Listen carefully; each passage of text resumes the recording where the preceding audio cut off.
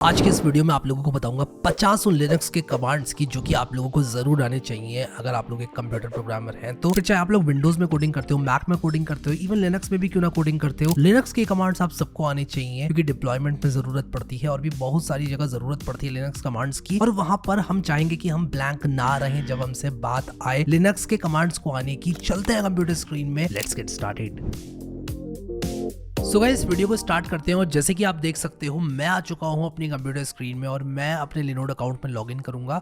आप लोगों ने अगर डिस्क्रिप्शन में दिए हुए लिंक को एक्सेस नहीं किया है तो आप लोग उसको एक्सेस करके $100 60 डे लिनोड क्रेडिट का लाभ उठा सकते हैं और फॉलो अलॉन्ग कर सकते हैं। आज मैं आप लोगों को क्योंकि 50 कमांड्स बताने वाला हूँ लिनक्स के, इसलिए सबसे पहले मैं बनाने वाला हूँ एक लिनक्स इंस्टेंस। और मेरे लिए सबसे फ्लेक्सिबल तरीका लिनक्स इंस्टेंस को बनाने का एक मैक में रहते हुए या लेट्स से एक विंडोज मशीन में रहते हुए है लिनोड। ठीक है, मैं लॉगिन करूंगा अपने लिनोड अकाउंट में और आप भी साइन अप कर सकते हो अगर आपने नहीं किया है तो ये मेरी एक और लिनोड मैंने रखी हुई है और इसका क्या पर्पस है मैं आपको बताऊंगा। और मैं एक और लिनोड अभी बनाने वाला हूँ।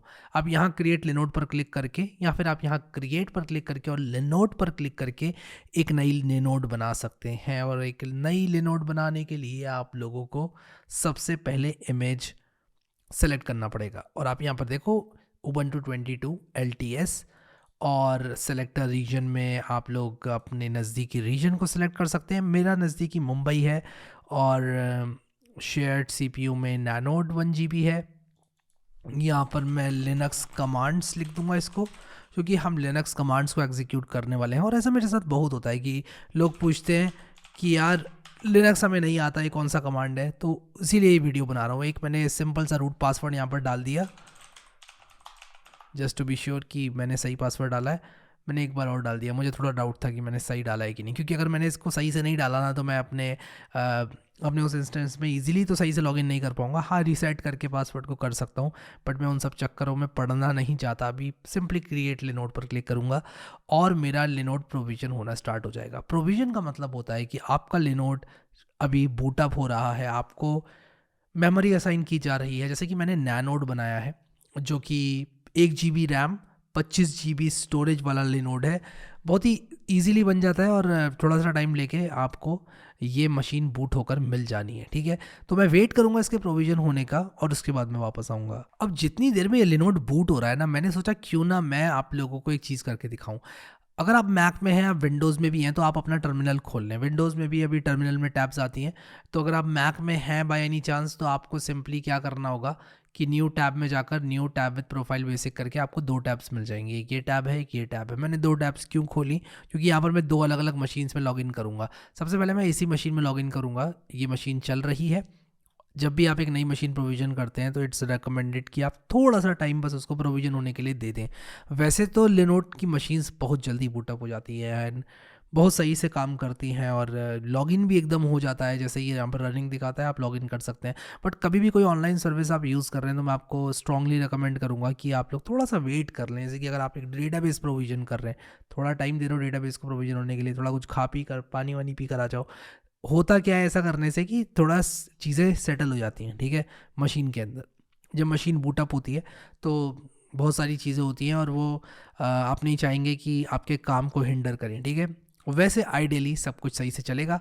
एंटर मारूंगा और ये मुझसे पूछ रहा है कि ऑथेंटिसिटी जो है इसकी आइडेंटिफाई नहीं की जा रही है, तो मैं यहाँ पर सिंपली येस लिखूंगा, एंटर मारूंगा और अपना पासवर्ड जो सिंपल सा पासवर्ड मैंने बनाया, और आप लोग सिंपल सा प्रोडक्शन के लिए मत बनाना, मैंने सिंपल इसलिए बोला है क्योंकि मैं इसको एक डेमो मशीन की तरह यूज़ कर रहा हूँ। और अगर आप लोग एक डेमो मशीन यूज़ कर रहे हैं तो डेफिनेटली आप चाहेंगे उसमें इजीली लॉगिन हो जाए और वो कॉम्प्रोमाइज़ भी हो जाए तो कोई बहुत बड़ी बात नहीं है। वैसे तो कॉम्प्रोमाइज़ होने का टाइम ही नहीं मिलेगा इस मशीन को क्योंकि मैं डिलीट कर दूंगा ये ट्यूटोरियल रिकॉर्ड करने के बाद। बट थोड़ी सी भी सीरियस मशीन आप बना रहे हैं, अपने पासवर्ड्स को बहुत अच्छी तरह से आप सिक्योर रखें, एक अच्छा पासवर्ड चुनें और एक SSH लॉगिन का अगर आप लोग प्रयोग लेंगे तो बहुत सही हो जाएगा। मैं वो किसी और वीडियो में आपको बता दूंगा SSH लॉगिन वाली बात, एक अच्छा टॉपिक है वीडियो का जो कि मैं आने वाले वीडियोज़ में आप लोगों को ज़रूर बताऊँगा। But let's focus here. और अभी हम लोग क्या करेंगे, ये जो 50 लिनक्स कमांड्स की लिस्ट मैंने बनाई हुई है इसको मैं VS कोड में खोलूँगा और आप लोगों को एक एक करके इन कमांड्स के बारे में बताऊँगा।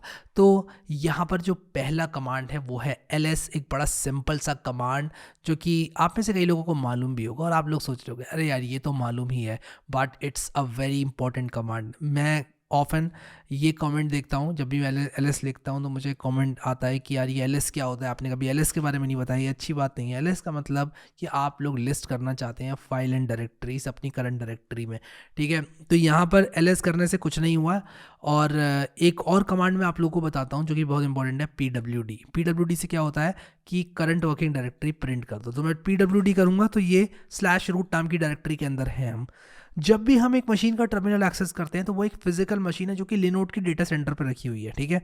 आपके प्रोवाइडर के डेटा सेंटर पर रखी है और आप उसको टर्मिनल से एक्सेस कर रहे हैं, ये आइडिया होता है।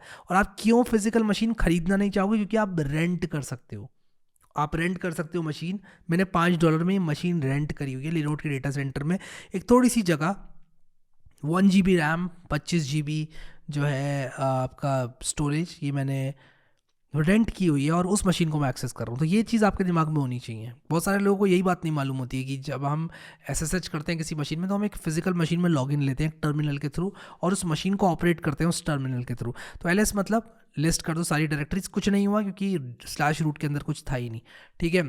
इसीलिए अगला कमांड आता है CD जो कि चेंज करता है करंट डायरेक्टरी। अगर मैं CD करके लिख दूँ / तो ये रूट डायरेक्टरी में यानी कि / वाली डायरेक्टरी में आ गया। एलएस करूँगा अगर मैं अब यहाँ पर, तो ये जो कंप्यूटर है, जैसे कि हमारे विंडोज़ में C ड्राइव होती है वैसे ही लिनक्स में / होता है जो सबसे आउटर डायरेक्टरी होती है। इसमें ये सारे फोल्डर्स बने हुए हैं, bin, etc, lib,32, loss plus found, opt, run, srv, user. तो ये सारी चीज़ें आप लोगों को देखने को मिल रही हैं और आप लोग इनमें से किसी भी फोल्डर में घुस सकते हैं। जैसे मान लो मैं ETC में घुसना चाहता हूँ तो मैं CD ETC कर दूंगा, ठीक है। तो CD ETC करने से मैं ETC फोल्डर में चला जाऊँगा। अब मैं एक कदम पीछे आना चाहता हूँ तो मैं CD स्पेस .. कर दूंगा जो कि मुझे एक कदम पीछे ले जाएगा। तो ये CD कमांड होता है जो कि आपको डायरेक्टरी चेंज करने में मदद करता है। PWD करूँगा तो ये मुझे बता रहा है मैं / में हूँ। LS करूँगा तो इस / के अंदर क्या क्या है वो मुझे दिखा रहा है। CD var करूँगा और इसके बाद एंटर मारूंगा। LS करूँगा तो var के अंदर क्या क्या ये दिखाएगा। PWD करूँगा तो बताएगा मुझे मैं var के अंदर हूँ। वैसे PWD करने की ज़रूरत भी नहीं है क्योंकि यहाँ पर दिखाता है डायरेक्टरी, बट PWD आपको एग्जैक्ट पाथ बता देगा उस डायरेक्टरी का जिसमें आप हैं, ठीक है। अब क्या होता है कि कभी कभी आप लोग चाहोगे कि आपकी जो डायरेक्टरी है वो आप स्किप कर दो। जैसे मैं बताता हूँ मेरे कहने का क्या मतलब है। जैसे मैंने यहाँ पर LS किया, अब मैं चाहता हूँ कि var के अंदर www के अंदर जाऊँ और मैं उसके अंदर जो HTML है उसके अंदर जाऊँ, ठीक है। तो मैं कुछ ऐसे लिख सकता हूँ, मैं CD करूँगा, मान लो मैं लिब के अंदर जाना चाहता हूँ, मैं L लिखूंगा और टैब दबाऊंगा ना, जैसे ये ऑटोमेटिकली गेस कर लेगा। 2 बार मैंने टैब दबाई, ये कह रहा है कि इन 4 ऑप्शन में से क्या चुनना चाहते हो। अब LI से आप देख रहे हो कि सिर्फ एक ही चीज़ स्टार्ट हो रही है, लिब। तो मैं टैब दबाऊंगा, ये ऑटो कंप्लीट कर लेगा अपने आप को लिब, ठीक है। अब मैं एंटर मारूंगा तो मैं लिब के अंदर जा चुका हूँ। लेकिन जो बात मैं बता रहा था आपको, जैसे मान लो मैं CD/ करूँ, मैं आउटर मोस्ट जो हमारी डायरेक्टरी का रूट है उसमें आ गया हूँ। तो अगर मैं var lib में डायरेक्टली जाना चाहता हूँ तो मैं /var/lib करके डायरेक्टली भी जा सकता हूँ इस फोल्डर के अंदर। यानी कि मुझे पहले CD/var, फिर उसके बाद var के अंदर CD/lib अलग अलग करने की ज़रूरत नहीं है। मैं एक ही कमांड फायर करूँगा CD/var/lib और मैं चला जाऊँगा इस फोल्डर के अंदर, ठीक है। तो ये डायरेक्टरी इस तरह से चेंज करने के लिए CD यूज़ होता है। mkdir से आप एक नई डायरेक्टरी जो है वो बना सकते हैं। तो मैं ये करने के लिए CD/root पे जाऊंगा और यहाँ पर mkdir हैरी लिखूंगा और फिर LS करूंगा तो आप देखो एक डायरेक्टरी बन गई है यहाँ पर हैरी के नाम से, ठीक है। और यहाँ पर अगर आप लोग रिमूव करना चाहते हैं कि डायरेक्टरी को, तो आप रिमूव भी कर सकते हैं। अब मैं RMDIR हैरी करूंगा, मैंने H टैब दबाया बाय द वे, मैं आपको बता दूं, क्योंकि मैं पूरा हैरी टाइप नहीं करना चाहता हूँ, क्योंकि सिर्फ एक ही यहाँ पर डायरेक्टरी है जो कि H से स्टार्ट होती है, तो ये ऑटो कंप्लीट कर लेगा। लिनक्स से स्मार्ट इनफ, ठीक है। एंटर मारूंगा, फिर LS करूंगा, हैरी गायब होगा। अब मैं अगर mkdir रोहन करता हूँ, ठीक है, और LS करता हूँ तो रोहन नाम से एक डायरेक्टरी बन चुकी है। और मैं RMDIR रोहन करूंगा अगर, तो LS दबाऊंगा तो रोहन भी गायब हो चुका है, रोहन नाम की डायरेक्टरी भी गायब हो चुकी है। PWD मैं ऑलरेडी बता चुका हूँ। अब बात करते हैं CP की।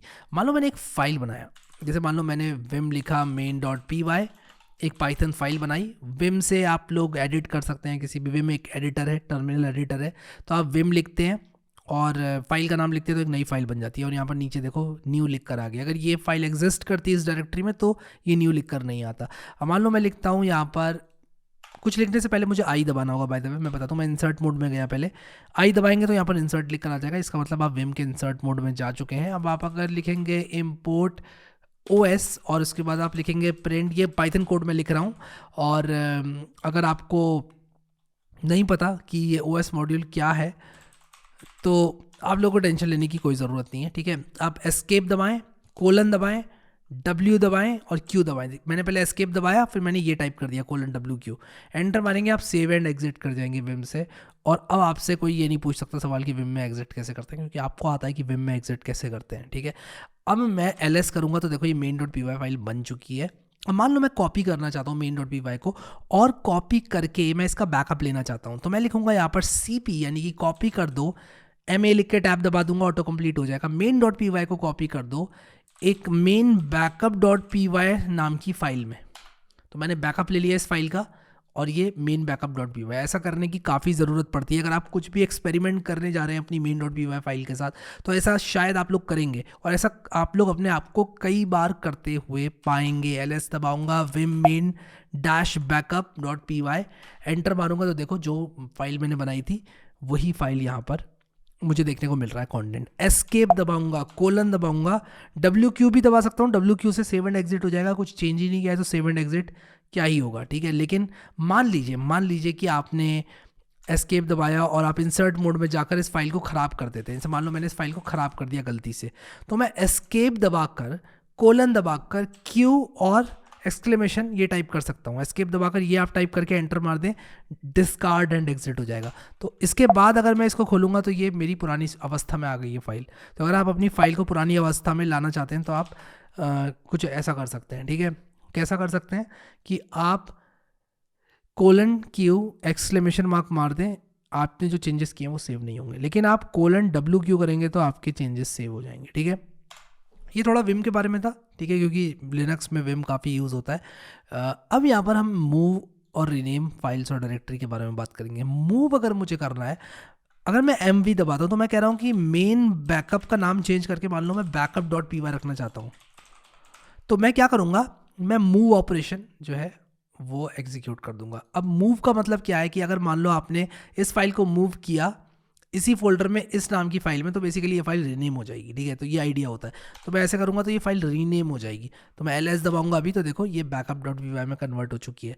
अगर मान लो मेरे पास एक फोल्डर है रोहन के नाम से, ठीक है, तो मैंने एक रोहन के नाम से फोल्डर बना लिया है। अब मैं चाहता हूँ ये बैकअप.py ना रोहन नाम के फोल्डर में डाल दो। विंडोज़ में आप ड्रैग कर लेते हो, मैक में आप लोग ड्रैग कर लेते हो, लिनक्स के टर्मिनल में आप लोग ड्रैग नहीं कर सकते, क्योंकि सिर्फ टर्मिनल है मेरे पास अभी। मैं ड्रैग कैसे करूँ, तो मैं कमांड के थ्रू ड्रैग करूँगा। मैं कहूँगा MV बैकअप.py को डाल दो रोहन/बैकअप.py के नाम की फाइल में, यानी कि बैकअप.py को रोहन के अंदर बैकअप.py में मूव कर दो। तो ये एंटर करूंगा, LS दबाऊंगा, तो आप देखो अब अगर मैं CD रोहन करूंगा, LS करूंगा, तो बैकअप.py इसके अंदर पाई जाएगी। CD // करके एक कदम पीछे आ जाता हूँ, LS करके देख लेता हूँ कि सिर्फ main.py और रोहन ही है इसमें, हाँ है, ठीक है। तो ये हो गया हमारा MV कमांड। अब बात करेंगे RM कमांड की, जो कि रिमूव करता है फाइल और डायरेक्टरीज को। तो अगर मैं यहाँ पर RM कर दूँ रोहन को और एंटर मारूं, तो ये कह रहा है कि can not remove Rohan is a directory, ठीक है। तो आप डायरेक्टरी को ऐसे रिमूव नहीं कर सकते, आप फाइल को कर सकते हैं। RM main.py करूंगा, LS दबाऊंगा, main.py गायब हो चुका है। लेकिन आपका सवाल होगा कि अगर मैं एक डायरेक्टरी को रिमूव करना चाहता हूं तो कैसे करूं, तो आप RM -R कर सकते हैं, और इसके बाद आप रोहन ये करेंगे, LS करेंगे, तो रोहन नाम की डायरेक्टरी गायब हो चुकी है। तो मैंने जो कुछ भी टाइप किया था यहाँ पर सब मैंने डिलीट कर दिया है, ठीक है। अब यहाँ पर आप देखें कि अगर आपको एक फाइल बनानी है, ठीक है, एक फाइल बनानी है, तो आप टच कमांड का यूज़ करके बना सकते हैं। तो मान लो मैंने यहाँ पर लिखा टच, और मैंने मान लो यहाँ पर लिखा rohan.txt, LS करूँगा तो एक rohan.txt नाम की ब्लैंक फाइल बन जाएगी। अब आप इसको एडिट कर सकते हैं और ये सारी चीज़ें कर सकते हैं। कैट का मतलब होता है कॉन्कैटिनेट एंड डिस्प्ले फाइल्स। तो जैसे मान लो कि मेरे पास एक फाइल है, मान लो मेरे पास ये rohan.txt है, मैं इसको विम से खोलता हूँ और मैं I दबाकर इंसर्ट मोड में जाता हूँ और यहाँ पर लिखता हूँ Rohan is a good boy and sometimes not so good, ठीक है। और मैं एस्केप दबाऊंगा, कोलन दबाऊंगा, WQ दबाऊंगा to save and exit, enter दबाऊंगा। और अब अगर मैं यहाँ पर लिखता हूँ कैट rohan.txt, तो ये क्या करेगा, मुझे इस फाइल के कंटेंट्स लिस्ट करके यहाँ पर दे देगा, ठीक है। तो कैट से क्या होता है कि कॉन्कैटिनेट एंड डिस्प्ले फाइल्स, यानी कि इस फाइल के अंदर जो भी कंटेंट है वो मुझे दिखाएगा। मैन क्या करता है, मैन का मतलब होता है मैनुअल। जैसे मान लो मैं LS के बारे में जानना चाहता हूँ, LS के बारे में और डिटेल्स जानना चाहता हूँ, तो मैं लिख दूंगा मैन LS, तो ये मुझे यहाँ पर ls के मैन पेज पर ले जाएगा। अब इस कमांड के बारे में मैं सब कुछ जान सकता हूँ कि क्या क्या यहाँ पर ऑप्शन देता है ये। अब जैसे कि ls का एक ऑप्शन होता है ls-lart, ठीक है। बाय द वे क्विट करने के लिए आप लोग ना एस्केप दबा सकते हैं, एस्केप दबाएंगे तो कुछ नहीं होगा, ठीक है। एस्केप ना दबाएं, आप सिंपली क्यू दबा दें, क्विट हो जाएंगे आप, ठीक है। आप वापस आ जाएंगे अपने टर्मिनल में। अब मैन करके आप लोग किसी भी कमांड की जो बहुत ज़्यादा डिटेल्स हैं वो जानना चाहते हैं तो जान सकते हैं, ठीक है।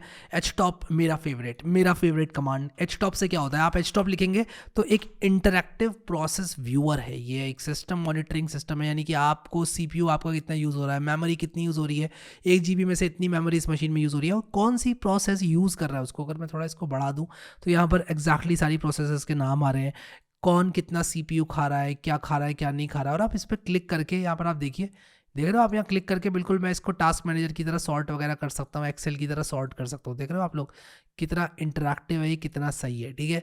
तो आप इसको एक्सप्लोर करना, लेकिन अभी के लिए मैं यहाँ पर क्या करूँगा, तो मैं इसको यहाँ पर जो है अभी एग्जिट करूँगा, ठीक है। तो यहाँ पर Ctrl+C कर दूंगा मैं और मैं वापस आ जाऊँगा अपने टर्मिनल में।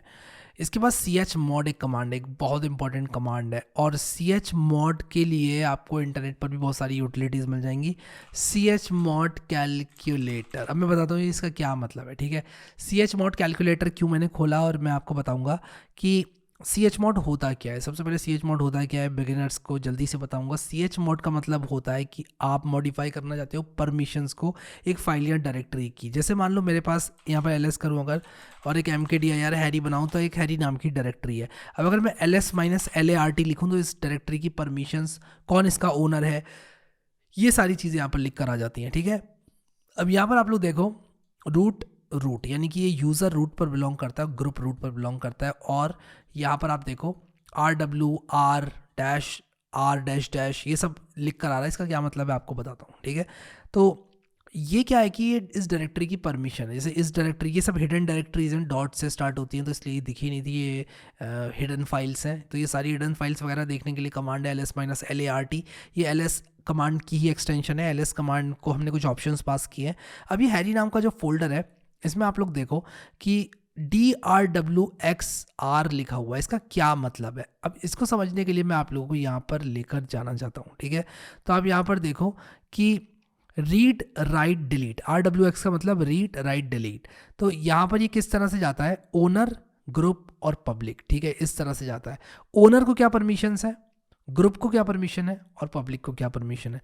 ये जो पर्टिकुलर फोल्डर है वो है रूट नाम के ग्रुप पे बिलोंग करता है, और ये जो फोल्डर है ये रूट नाम के यूज़र मतलब इसका ओनर है, ठीक है।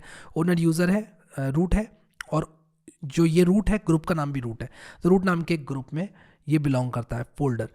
अब जो ओनर है उसको क्या क्या परमिशंस है इस फोल्डर पे करने के लिए, सारी परमिशंस हैं, ठीक है, सारी। ये एक डायरेक्टरी है, रीड राइट डिलीट परमिशन है यूज़र को, ओनर को सॉरी। और इसके बाद रीड राइट नहीं कर सकता और डिलीट कर सकता है ग्रुप वाला, ठीक है। ओनर के बाद आता है ग्रुप, फिर आता है पब्लिक, ठीक है। पब्लिक क्या क्या कर सकती है इस फाइल में, कोई भी यूज़र इस फाइल को रीड कर सकता है और डिलीट कर सकता है, ठीक है। तो अब एक्स का मतलब एग्जीक्यूट होता है, तो read write execute, read write execute, read write execute, ठीक है। डिलीट नहीं होता है, एग्जीक्यूट होता है, एक्स का मतलब एग्जीक्यूट। तो रीड राइट और एग्जीक्यूट हो सकती है यहाँ पर, कोई भी पब्लिक कर सकती है एग्जीक्यूट इस फाइल को, ठीक है। तो ये ओनर, ग्रुप और पब्लिक है, और रीड राइट और एग्जीक्यूट होता है। तो RX और RW और X क्या होते हैं, रीड राइट एग्जीक्यूट, ठीक है। तो जो इंसान राइट कर सकता है वो डिलीट भी कर सकता है कंटेंट को। और यहाँ पर आप देखो, रीड किया मैंने, राइट किया, एग्जीक्यूट किया। मान लो मैं चाहता हूँ कि ओनर रीड राइट एग्जीक्यूट कर पाए और पब्लिक सिर्फ रीड कर पाए और ग्रुप सिर्फ रीड कर पाए, तो आपको सिंपली क्या करना है, 744 नाम का एक कोड है, इसको लेकर जाना है। और यहाँ पर 744 का मतलब क्या, अब ये कोड कैसे कैलकुलेट होता है उस पर मैं नहीं जाऊँगा। आपको सिंपली यहाँ पर क्या करना है, आपको लिखना है chmod, ठीक है, chmod। और सबसे खतरनाक 777 होता है, क्योंकि आप सब कुछ ऑन कर दोगे तो 777 हो जाता है ये, और ये बहुत खतरनाक होता है एंड इट्स नॉट रिकमेंडेड, ठीक है।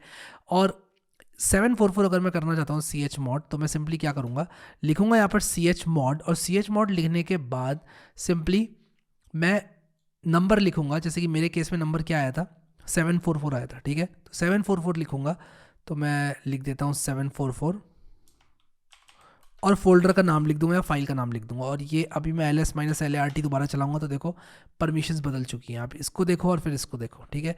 और ये जो आपको नई परमिशंस मिलेंगी वो इस हिसाब से मिलेंगी, ग्रुप में रीड आ गया, पब्लिक में रीड आ गया, जैसे आप देख सकते हो। ठीक है, और एक्स डिलीट नहीं होता है, एक्स होता है एग्जीक्यूट, ठीक है। आई होप कि आप लोग को चीज़ समझ में आ गई।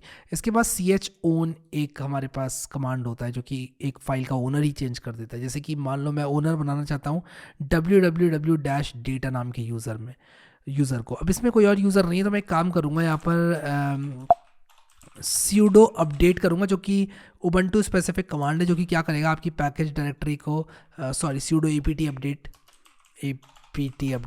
sudo apt अपडेट क्या करेगा, आपके पैकेज डायरेक्टरी को अपडेट करेगा। यानी कि ये security.ubuntu.com से जितने भी पैकेजेस के लिंक्स वगैरह हैं एक डायरेक्टरी मेंटेन कर लेगा। अब मैं क्या करूँगा, जैसे मान लो मैंने लिखा है यहाँ पर sudo apt install, मान लो मैं Apache 2 करना चाहता हूँ तो मैं Apache 2 इंस्टॉल कर सकता हूँ।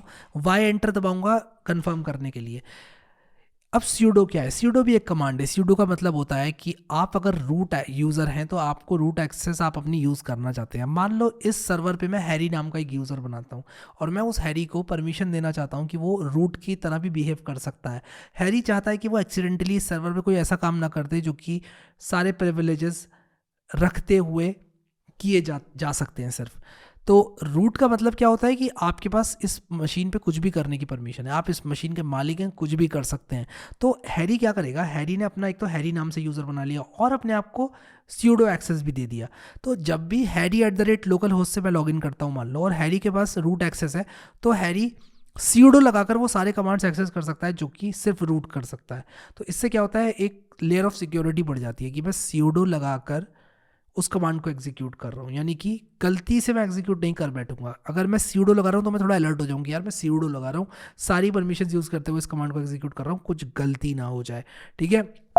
तो बहुत सारी इन्फॉर्मेशन मैं दे रहा हूँ आपको बहुत कम टाइम में। आई होप कि आप प्रोसेस कर पा रहे हैं और आई होप कि आप कर पाएंगे, बिल्कुल डेफिनेटली कर पाएंगे। दोबारा देखना अगर आप नहीं कर पा रहे हैं। तो मैंने यहाँ पर Apache 2 इंस्टॉल कर लिया है। अब Apache 2 मैंने क्यों इंस्टॉल किया, आप लोग सोच रहे होंगे।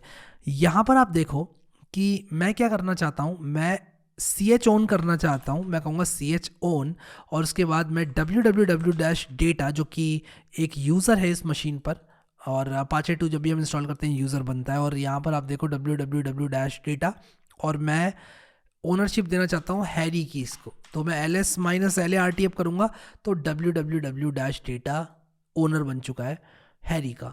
अब मान लो मैं www-data www-data लिखता हूँ, तो जो ये वाला पार्ट है वो होता है यूज़र और ये वाला पार्ट होता है वो होता है ग्रुप। तो जो ग्रुप है हमारा वो भी चेंज हो जाएगा रूट से www-data, जैसे कि आप लोग देख सकते हैं, ठीक है। तो यहाँ पर www-data नाम से मैंने यूज़र में भी चेंज कर दिया, इसका ग्रुप भी चेंज कर दिया, ठीक है। अब टार एक बहुत इंपॉर्टेंट कमांड है जो कि क्या करेगा, आपको क्रिएट करने में हेल्प करेगा या एक्सट्रैक्ट करने में हेल्प करेगा टार बॉल्स को, टार आर्काइव फाइल्स को। अब आप यहाँ पर देखो, एक्स से क्या होता है, extract files from an archive होता है। टी का मतलब होता है लिस्ट द कंटेंट। अब आप लोग अगर आर यहाँ पर यूज़ करते तो append files to an existing archive file, जो कि आप शायद रेयरली करना चाहेंगे। जेड से क्या होता है, gzip कॉम्प्रेशन यूज़ करना चाहते हो आप, और जे से क्या होता है, bzip टू कॉम्प्रेशन। ये कॉम्प्रेशन के दो अलग अलग मेथड्स हैं, वो यूज़ करना चाहते हो। cf से क्रिएट करना चाहते हो आप फाइल। तो अगर मैं कुछ इस तरह का कमांड रन करता हूँ, टार cf हैरी और rohan.txt, तो मैं ये करूँगा, अगर यहाँ पर लिख कर आ रहा है can not open is not a directory. Actually हमने इसकी परमिशंस के साथ काफ़ी खिलवाड़ किया है, तो मैं क्या करूँगा, यहाँ पर लिखूँगा टार cf rohan.txt, और मान लो मैं .vim info को लेकर जाना चाहता हूँ, तो मैं एंटर करूँगा, ls दबाऊँगा, तो आप यहाँ पर देखो कि एक टार बॉल बन जाएगी, ठीक है। तो ls-lart करूँगा, एंड मैंने एक्चुअली आर्काइव का नाम नहीं दिया था, तो मैं क्या करूँगा, टार-cf करूँगा। मैंने एक्चुअली rohan.txt दे दिया आर्काइव का नाम, मुझे देना चाहिए था आर्काइव का नाम एज से rohan.tar। तो ये वाली जो फाइल होती है वो बनती है और वो टार फाइल होती है, यानी कि जो आपकी कॉम्प्रेस्ड फाइल है वो होगी, और ये फाइल्स इंक्लूड करते हुए वो बनती है। तो अभी यहाँ पर मैं ls करूँगा तो rohan.tar बन गई, यानी कि मैंने इन दो फाइल्स को कॉम्प्रेस करके इस टार बॉल को जनरेट कर लिया है। टार के बारे में और जानने के लिए आप मैन टार टाइप कर सकते हैं और आप लोगों को पता चल जाएगा। अब gzip से आप लोग फाइल्स को कॉम्प्रेस कर सकते हैं, एग्जिस्टिंग फाइल्स को कॉम्प्रेस और डीकॉम्प्रेस किया जा सकता है gzip और gunzip नाम के कमांड से, ठीक है। तो ये दो कमांड्स आप लोग अगर यूज़ करते हैं तो आप लोग इनको जिप और अनजिप कर सकते हैं। फॉर एग्जाम्पल, अगर मैं यहाँ पर लिखता हूँ touchharry.txt और इसके बाद मैं लिखता हूँ gzip harry.txt gzip harry.txt ls करूँगा यहाँ पर, तो आप देखो harry.txt.gz नाम की एक फ़ाइल क्रिएट हो गई जो कि एक gzip फाइल है। अब अगर मैं gunzip करूँगा और यहाँ पर मैं लिखूँगा harry.txt.gz ls करूँगा तो harry.txt एक्सट्रैक्ट हो जाएगी, जैसे कि आप देख सकते हो। ठीक है, तो मैं कॉम्प्रेस और डीकॉम्प्रेस कर सकता हूँ। SSH हमने ऑलरेडी पहला कमांड रन किया था जो कि हमें एक नए रिमोट सर्वर में कनेक्ट होने में हेल्प करता है। SSH का मैंने आप लोग को ऑलरेडी बता दिया था कमांड क्या होता है। आप SSH user name @IP address करके अपना पासवर्ड डाल सकते हैं जो कि आप लोगों को एक पर्टिकुलर सर्वर के अंदर ले जाएगा। आई होप ये चीज़ आप लोगों को समझ में आ चुकी है। ठीक है, अब इसके बाद अगला कमांड है SCP मतलब सिक्योर कॉपी पेस्ट। और इस SCP कमांड को डेमोन्स्ट्रेट करने के लिए मैं आप लोगों को एक और सर्वर में लॉगिन करके दिखाऊंगा, तो आप लोग देखते जाओ। मैं अपने दूसरे लिनोड में लॉगिन करने वाला हूँ। तो मैंने ये इस लिनोड में लॉगिन करने का जो एक्सेस कमांड है उसको कॉपी किया है। इनफैक्ट मुझे ये वाला कॉपी करना चाहिए क्योंकि इसमें मैं ऑलरेडी लॉग्ड इन हूँ। 58.10 में मैं ऑलरेडी लॉग्ड इन हूँ। यहाँ पर 58.10 है, आप देखो यहाँ पर भी लिख कर आ रहा है 58.10। और अब जो दूसरा वाला मेरा 57.85 है, इस पर मैं लॉगिन करूँगा और मैं पासवर्ड डालूँगा। ls करूँगा, देखूँगा pwd करके मैं कहाँ हूँ, मैं /root में हूँ। मैं cd/home कर लूँगा, ls करूँगा। इसमें output.txt नाम की एक फ़ाइल पड़ी हुई है। मान लो कि मैं यहाँ पर एक फ़ाइल बनाता हूँ vim secret.txt। आई दबाऊँगा इंसर्ट मोड में जाने के लिए, सीक्रेट इज़ 1 2 3 लिखूँगा, एस्केप दबाऊँगा, :WQ ये चीज़ टाइप करके, पहले एस्केप दबाया मैंने, फिर ये चीज़ टाइप करी, एंटर दबाऊँगा जिससे कि ये सेव एंड एग्जिट हो जाएगी। अब मैं इस फाइल को secret.txt को इस सर्वर पे लाना चाहता हूँ, तो कैसे मैं कॉपी करूँगा? तो आप देखो, इसको कॉपी करने के लिए मैं बहुत सिंपल सा काम करूँगा।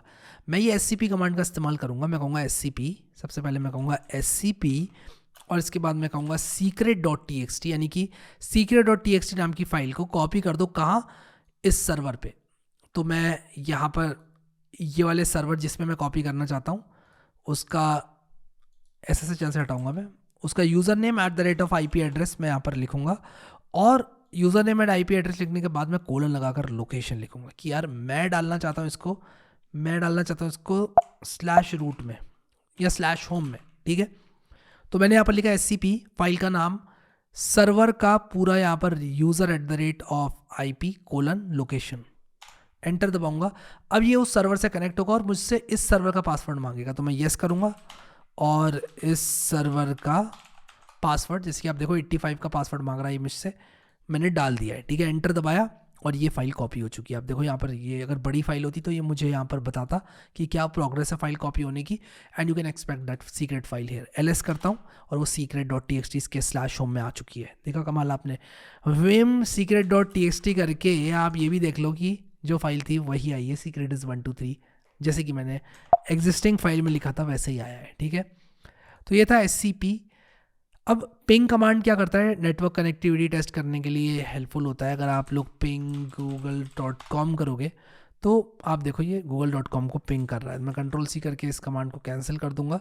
इसके बाद ifconfig, ये आपको नेटवर्क इंटरफेसेस डिस्प्ले और कॉन्फ़िगर करने में हेल्प करता है। तो ifconfig को मैं जैसे ही रन करूंगा, ये कह रहा है ifconfig नॉट फाउंड, आप इसको इंस्टॉल कर लो। तो इसको आपको एक्सटर्नली इंस्टॉल करना पड़ेगा और आप जैसे ही इसको इंस्टॉल करोगे आप ifconfig यूज़ कर सकते हो। तो मैं ifconfig की डिटेल्स में नहीं जाऊंगा, but this is something that you should know about. ठीक है, इसके बाद netstat नाम का जो कमांड है वो आपको नेटवर्क कनेक्शन की इन्फॉर्मेशन देता है। ये काफ़ी यूज़फुल है। ठीक है, netstat आप करोगे तो यहाँ पर आप लोग को पता चलेगा कि आपकी नेटवर्क में क्या चल रहा है। ठीक है, तो ये नेटवर्क का स्टेटस बेसिकली आपको बता रहा है। ठीक है, तो ये कौन सी IP से क्या पैकेट रिसीव हो रहा है, क्या सेंड हो रहा है, ये सब आपको बताता है आपके सर्वर क्या कर रहा है बेसिकली। ठीक है, इसके बाद अगर आप लोग नेटवर्क राउटिंग टेबल्स को देखना चाहते हो, कॉन्फ़िगर करना चाहते हो, तो आप यहाँ पर सिंपली रूट कमांड का जो है इस्तेमाल कर सकते हो। ठीक है, फिर इसके बाद जो टॉप होता है, टॉप आपको क्या बताता है कि सबसे ज़्यादा रिसोर्स कौन यूज़ कर रहा है। तो टॉप htop की तरह है। मैं कहूँगा htop यूज़ करो, htop को प्रीफर करो क्योंकि htop थोड़ा बेटर लगता है मुझे, बट अगेन टॉप भी एक कमांड है। ps क्या करता है, ps आपके प्रोसेसेस की इंफॉर्मेशन को बताता है। जैसे मैं अगर यहाँ पर PS लिख दूँ तो बेसिकली आप लोगों को करंट प्रोसेसेस मिल जाती हैं कौन कौन सी रन हो रही है। अगर आप लोग PS-EF रन करते हो तो आपको डिटेल्ड मिल जाती है कौन कौन सी प्रोसेस रन हो रही है। अब मान लो मैं इस पर्टिकुलर प्रोसेस को सर्च करना चाहता हूँ, मान लो मैं सर्च करना चाहता हूँ ये एसबिन वाली प्रोसेस को, तो मैं क्या कर सकता हूँ, PS-EF पाइप लगाकर मैं ग्रेप लिख सकता हूँ और मैं यहाँ पर मान लो एसबिन लिख सकता हूँ। तो जिसमें एसबिन आएगा प्रोसेस में सिर्फ वही प्रोसेसेस मुझे देखने को मिल जाएंगी। तो PS कमांड काफ़ी यूज़फुल होता है। अब किसी भी प्रोसेस को आप लोग किल करना चाहते हैं तो आप यहाँ पर टॉप चला सकते हैं सबसे पहले, जैसे कि मैंने चलाया, और इसके बाद आपको यहाँ पर प्रोसेस आईडी मिल जाएगी।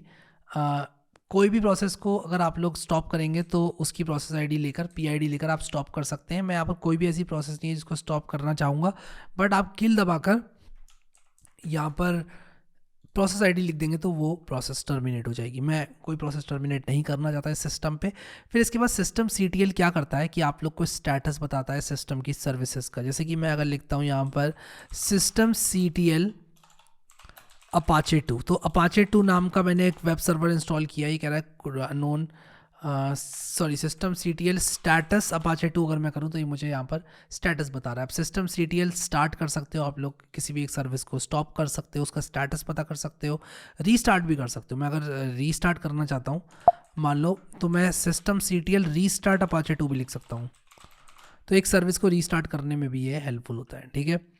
फिर सर्विस भी काफ़ी सिमिलर होता है, जैसे कि आप service Apache 2 start, service Apache 2 restart, system services को रीस्टार्ट आप सर्विस से भी कर सकते हैं। यूज़र ऐड नाम का जो कमांड है वो एक नया यूज़र ऐड करने में हेल्पफुल होता है। जैसे कि मान लो मैं यहाँ पर हैरी नाम का यूज़र एक ऐड करना चाहता हूँ, तो हैरी नाम का जो यूज़र है वो ऐड हो चुका है। फिर मैं यहाँ पर passwd हैरी करके हैरी का पासवर्ड सेट कर सकता हूँ। अभी कह रहा है ऑथेंटिकेशन टोकन मैनिपुलेशन एरर, शायद मेरे पासवर्ड्स मैच नहीं हुए। मैंने एक नया पासवर्ड जो है वो डाल दिया हैरी के लिए, और अब हैरी भी इस मशीन पे लॉगिन कर सकता है। तो let's open a new tab and let's see कि कनेक्शन इस्टेब्लिश हो सकता है कि नहीं। तो मैं सिंपली क्या करूँगा, लिखूँगा ssh_harry@172.105 और फिर इसके बाद क्या है 58 और 10, तो 58.10 और मैं यहाँ पर अपना पासवर्ड डालूँगा तो मैं लॉगिन हो जाना चाहिए मुझे। और ये कह रहा है permission denied, let me see what's wrong, और मैं हो चुका हूँ लॉगिन, आप देख सकते हो। लेकिन मैं इस टर्मिनल को बंद कर दूंगा क्योंकि मैं यहाँ पर नहीं करना चाहता काम, मैं जस्ट आपको दिखाना चाहता था कि यूज़र ऐड हो चुका है। एक यूज़र को डिलीट करना इतना सिंपल है कि आप यूज़र डेल और यूज़र का नाम लिख दें। SEO से क्या होता है कि अगर आप स्विच करना चाहते हैं एक पर्टिकुलर यूज़र में और आपको उस यूज़र में स्विच करने की परमिशन है, जैसे कि रूट को परमिशन है हैरी में स्विच करने की, तो मैं यहाँ पर लिख सकता हूँ SU हैरी। अब ये जो मेरा टर्मिनल है ये हैंग कर गया है क्योंकि मैं इसमें शायद एक्टिविटी नहीं हुई है काफ़ी टाइम से। आप काफ़ी टाइम तक एक्टिविटी नहीं करो तो आपका टर्मिनल हैंग कर सकता है, और ये बिल्कुल नॉर्मल है और आपको दोबारा से SSH कनेक्शन रीस्टैब्लिश करना पड़ेगा, ठीक है। तो मैं यहाँ पर अभी क्या करूँगा, मेरे सर्वर में जो कि मैंने बनाया था इस लिनक्स कमांड को बताने के लिए आप लोगों को, मैं अगर SU हैरी लिखूँ तो देखो मैं एज हैरी बिहेव कर सकता हूँ। अभी मैं यहाँ पर बैश लिख सकता हूँ, मैं यहाँ पर PWD लिख सकता हूँ, देखो ये harry@localhost लिख कर आ रहा है। अब अगर मैं यहाँ पर एग्जिट लिखूँगा तो मैं वापस से रूट में आ चुका हूँ, LS लिखूँगा यहाँ पर PWD लिखूँगा /root आ गया हूँ मैं, देखो बैश लिखूँगा तो मैं यहाँ पर दोबारा से हैरी में हूँ, तो मैं SU रूट करूँगा तो मैं दोबारा से रूट में आ जाऊँगा, मुझे पासवर्ड डालना पड़ेगा। अब मैं बैश लिखूंगा यहाँ पर तो देखो मैं रूट में वापस आ चुका हूँ, तो मैं SU करके यूज़र स्विच कर सकता हूँ। सूडो जैसे कि मैंने आपको बताया, आप विद एलिवेटेड प्रिविलेजेस एक कमांड को रन कर सकते हैं। इसके बाद DF एक बहुत इंपॉर्टेंट कमांड है जो कि आपको डिस्क यूसेज के बारे में बताता है। तो आप अगर यहाँ पर लिखते हैं DF तो आपको कौन कौन सी डिस्क माउंटेड हैं और कहाँ पर माउंटेड है इसकी जो है डिटेल्ड आप लोगों को एक टेबल बनाकर मिलती है जो कि आप लोग यूज़ कर सकते हो to mount and unmount a file system, ठीक है। DU से आप क्या कर सकते हो, DU से आप लोग एक पर्टिकुलर फाइल और डायरेक्टरी की डिस्क यूसेज देख सकते हो। अगर मैं मैन DU लिखूं तो मैं DU के मैन पेज में आ जाऊंगा। तो DU के बारे में अगर आप लोग जानना चाहते हो तो आप इस मैन पेज को पढ़ सकते हो। मैं क्यू दबाकर क्विट करूंगा और आगे बढ़ूंगा। माउंट से आप एक पर्टिकुलर फाइल सिस्टम को माउंट कर सकते हो एक पर्टिकुलर लोकेशन में। फॉर एग्जांपल ये जो है माउंट करेगा इस फाइल सिस्टम को यहाँ पर, एंड सिमिलरली अनमाउंट करना चाहते हैं अगर आप एक फाइल सिस्टम को, तो वो भी कर सकते हैं।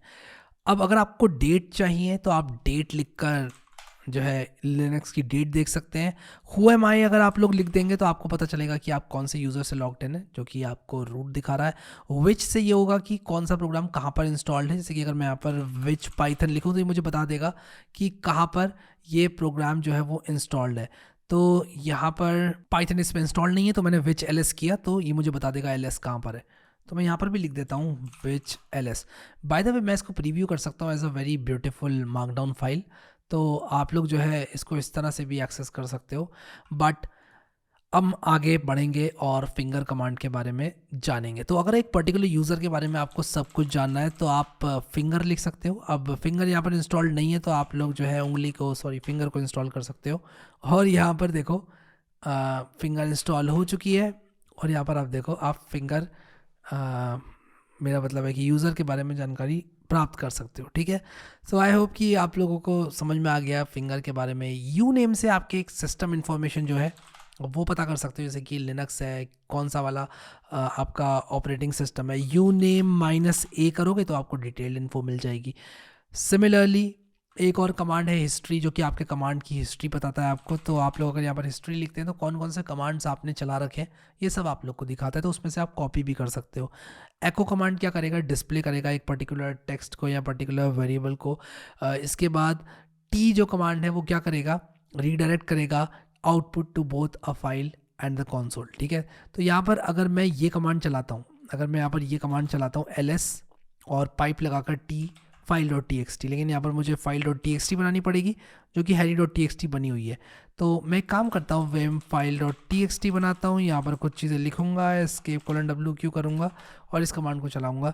और जैसे ही मैं यहाँ पर t कमांड रन करूँगा तो ये क्या करेगा, मैं अब vim file.txt करूँगा तो इसने क्या किया, आउटपुट को इस फाइल में डाल दिया। ठीक है, विच इज़ अमेजिंग। अगर आप लोग ये करना चाहते हैं तो आप t कमांड का इस्तेमाल कर सकते हैं। फिर इसके बाद आता है एक लोकेट कमांड, जो कि कोई भी फाइल को लोकेट करने में हेल्पफुल होता है। अगर मैं कहूँ लोकेट harry.txt तो ये यहाँ पर मुझे बोल रहा है कि भाई पी लोकेट को इंस्टॉल कर लो पहले। तो कर लेते हैं पी लोकेट को इंस्टॉल, वाया एंटर दबाया मैंने पी लोकेट को इंस्टॉल करने के लिए।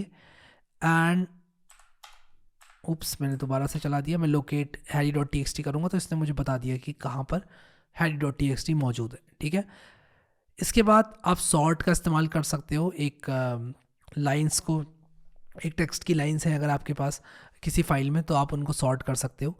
ठीक है, तो जैसे मान लो मेरे पास एक फाइल है, ठीक है, मैं बना लेता हूँ यहाँ पर vim harry.txt करूँगा, vim harry.txt, और यहाँ पर मैं लिखूँगा आई दबाकर a c b और d। ठीक है, तो अगर मैं यहाँ पर लिखता हूँ cat harry.txt तो क्या होगा, ACBD आएगा। लेकिन अगर मैं यहाँ पर लिखूँगा sort harry.txt तो आप देखो ABCD आएगा। तो ये बेसिकली सॉर्ट कर देता है आपके लिए। ठीक है, फिर यूनिक क्या करता है, अगर आपके पास रिपीटेड वैल्यूज हैं, जैसे मान लो मैं यहाँ पर vim harry.txt करके इसमें आई दबाकर A को 2-3 बार और लिख दूँ। ठीक है, अब अगर मैं यहाँ पर लिखूँगा cat harry.txt तो मुझे यहाँ पर सारी ये मिलेंगे जो भी लाइन्स थी। लेकिन अगर मैं लिखूँगा यूनिक harry.txt तो मुझे यूनिक वैल्यूज़ मिलेंगी। ठीक है, तो आप देख सकते हो यहाँ पर मुझे यूनिक वैल्यूज़ मिल रही हैं।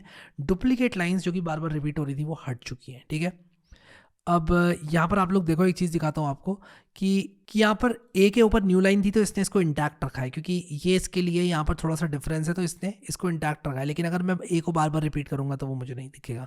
ठीक है, इसके बाद last but not the least head और टेल कमांड। अब ये हेड क्या करेगा, जैसे मान लो मेरे पास एक फाइल है और मैं यहाँ पर लिखता हूँ मान लो मैं लिखता हूँ टेल harry.txt, तो ये क्या करेगा, एंड से मुझे कुछ दे देगा कैरेक्टर्स फाइल के। अब मैं आप लोग को इस चीज़ को डेमोन्स्ट्रेट करने के लिए ना harry.txt में बहुत चीज़ें कॉपी करने वाला हूँ। मैं ये पूरी फाइल ही कॉपी कर देता हूँ यार harry.txt में। ठीक है, right click paste, escape:\wq to save and exit. अब अगर मैं चाहता हूँ कि मुझे शुरू की कुछ वैल्यूज़ चाहिए, इनफैक्ट मैं अगर यहाँ पर लिखता हूँ instead of cat harry.txt tail harry.txt, cat से तो सारी आ गई वैल्यूज़ मेरे पास, टेल से एंड की आएगी, हेड से ऊपर की आएगी। ठीक है, हेड harry.txt। और अब अगर मैं यहाँ पर टेल harry.txt को रन करूँ, तो मैं अगर यहाँ पर टेल harry.txt को रन करूँ तो एंड का आ रहा है, हेड harry.txt को रन करूँ तो शुरू का आ रहा है, और यहाँ पर मैं टेल -2f करके harry.txt करूँ तो सिर्फ 2 लाइन्स मुझे देखने को मिलेंगी, ठीक है। और ये जैसे ही इस फाइल में ऐड होती जाएंगी कोई भी लाइन्स, तो वो यहाँ पर मुझे रियल टाइम में देखने को मिलेंगी। Ctrl+C दबा देता हूँ क्योंकि मैं रियल टाइम में नहीं देखना चाहता। तो ये थे हमारे 50 लिनक्स कमांड्स जो कि मेरे हिसाब से सबको आने चाहिए, ठीक है। तो मैंने 2 सर्वर्स का यूज़ किया आपको कॉपी पेस्ट दिखाने के लिए। मुझे मालूम है ये कमांड्स थोड़े ज़्यादा थे, तो मैं आशा करता हूँ कि आप लोग ओवरवेल्म नहीं हुए होंगे, और मैं चाहूँगा कि आप इस वीडियो को दोबारा से रिवाइज़ करके देखें। और आप लोग इसको दोबारा से रिवाइज़ करके देखेंगे तो आप लोगों को और इनसाइट्स मिलेंगे, और आप लोग धीरे धीरे कमांड्स को एब्जॉर्ब कर पाएंगे, और इनको आप प्रैक्टिकली यूज़ करके देखें कमांड्स को, तब आपको और अच्छी इन्फॉर्मेशन मिलेगी। अभी के लिए इस वीडियो में इतना ही guys. Thank you so much guys for watching this video, and I will see you next time।